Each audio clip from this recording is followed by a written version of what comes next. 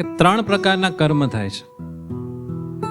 કાં તો સત્કર્મ થાય, કાં દુષ્કર્મ થાય, કાં પછી નિર્ગુણ કર્મ થાય.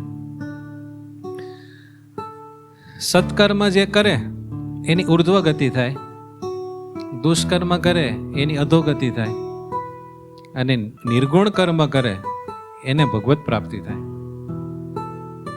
તો આપણને પ્રશ્ન થાય, નિર્ગુણ કર્મ કોને કહેવાય?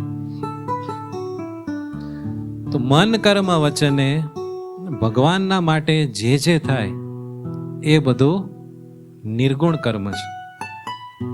અને એ નિર્ગુણ કર્મ આપણને ભગવાન પમાડે.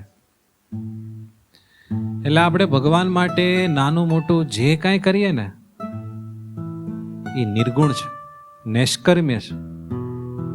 એનું આપણને ફળ ન લાગે, સમજાય છે?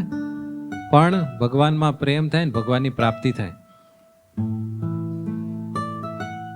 યાદ રહ્યું? સત્કર્મથી ઉર્ધ્વ ગતિ થાય, દુષ્કર્મથી અધોગતિ થાય. પણ ભગવાન માટે આપણે જે કાંઈ કરીએ એ નિર્ગુણ કર્મ બને. એ નિર્ગુણ કર્મથી આપણને ભગવાનની પ્રાપ્તિ થાય.